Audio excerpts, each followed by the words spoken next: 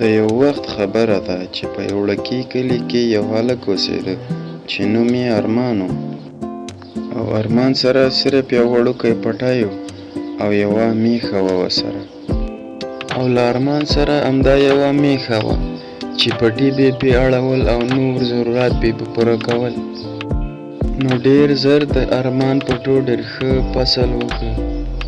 نو د ارمان میښه ازاده مخته شوې وه چې تړله به یې نه. نو له وخت تېرېدو سره ارمان یوه بله میښه هم واخیسته. نو ارمان پوهېده چې کار ډېر دی، نو هغه نه غوښتل چې خپلې میښې ستړې کړي. نو یو ورځ ارمان په پټو کې قولبه کوله چې نیمې ته ورسېد. نو د ارمان میښه ولیدله. نو ارمان دواړه میښې کور ته راوستلې. په هغه ورځ یې کار ونه کړ او د شپې ټوله شپه په سوچ کې و. نو هغه پوه شو چې اوس وخت راغی چې دا میښه ازاده کړو. نو چې کله سبا شوه نو میښه یې بوتله ځنګل ته او هلته یې پرېښوده. نو میښه ډېره خوشحاله شوه. نو ارمان میښې ته وویل چې ته یو ډېره ښه میښه یې او زه به ستا قرض هېڅکله ادا نه کړم. نو ارمان وویل چې څه وکړم، زړه مې هم نه کېږي خو بله چاره نه لرم بغیر د خوشي کولو نه. او زه به همیشه ستا قرضداره یم او هر کله چې دې زړه وغوښتل زما د کور دروازې به تا ته خلاصې وي. نو میښه ډېره خوشحاله شوه او روانه شوه په ځنګل کې. تازه هوا یې اخیستله او یخې اوبه یې د سیند څخه وڅښلې او واښه یې وخوړل. نو په ګرځېدو کې پې ماښام شو او میښه حیرانه شوه چې اوس د شپې دپاره باید ځای پیدا کړو. چې لږ مخکې لاړ چې ګوري یو غټ سوری و او فیصله یې وکړه چې نور به دلته ژوند کوو. نو د ارمان میښه ډېره خوشحاله وه.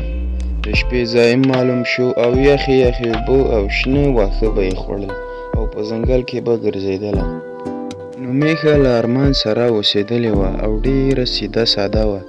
نو هغې ته هېڅ پته نه وه چې په ځنګل کې به څه قسم نور ځناور وي. نو میښې سوچ کوه چې ټول به زما غوندې سیده ساده وي، خو نه. یوه ورځ په لار روانه وه او چې ګوري ګیدړه یې څاري.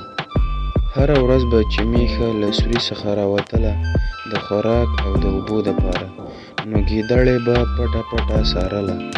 نو ګیدړې له ځان سره وویل چې دا میښه خو یا ډېره بهادره ده او یا ډېره ساده ده، ځان ته په ځنګل کې ګرځېږي.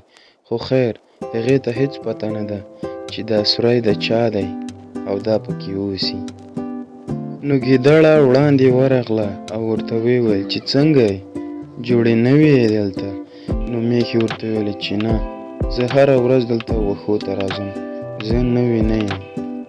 نو ګیدړې وخندل او ورته وویل چې ته ډېر ټوکي یې او ډېر وړوکی ځناور یې. نو میښې وخندل چې دا خو ډېر ښه ټوکه ده. یو ګیدړه اوس ماته وایي چې ته وړوکی ځناور یې. نو ګیدړه په غوسه شوه او میښې ته وویل چې ستا همت څنګه وشو چې تا ما پورې وخندل، زه د ځنګل پاچا یم. نو ګیدړې ورته وویل که چیرې غواړې چې دلته ژوند وکړې خو زما د امر لاندې به یې کوې. نو میښې ورته وویل چې صحیح ده، زه پوهېږم چې دلته نه ویم، خو ستا په هره خبره زه باور نشم کولی. نو میښه ترې روانه شوه او ګیدړه ډېره په غوسه شوه او ځان سره یې قسم وکړ چې یوه ورځ به د دې بېعزتي بدل درنه اخلم. نو میښه پوه شوه چې لانجه خو مې جوړه کړه، خو باید نن نه پس زه ډېر په احتیاط سره واوسم. نو میښې وویل چې ما خو هېڅکله فکر هم نه و کړی چې دا سوری به د چا وي او زه پکې اوسم.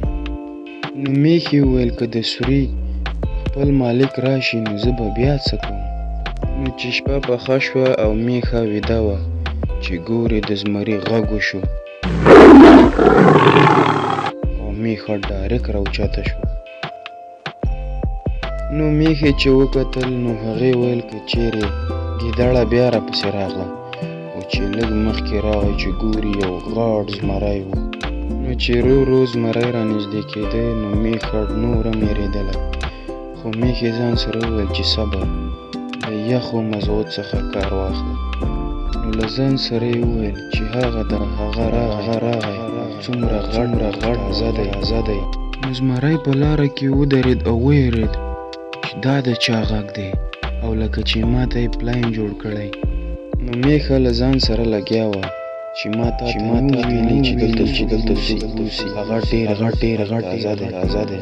نو میښې بیا ځان سره وویل چې صحیح ده، د نن شپې دپاره خو زموږ پیدا شوه. نو دی پلاین کار وکړ او زمری بیرته په شا شو او لاړ وتښتېد. بله ورځ چې ګوري ګیدړه په لار روانه وه او زمری ولاړ و. نو ګیدړې پوښتنه ترې وکړه چې ولې داسې ګډوډ ولاړ یې؟ نو زمري ورته وویل چې پوښتنه مه کوه، تېره شپه ډېر سخت ډار شوی یم. نو ګیدړې ورته وویل چې ته زمری یې وډارېږې؟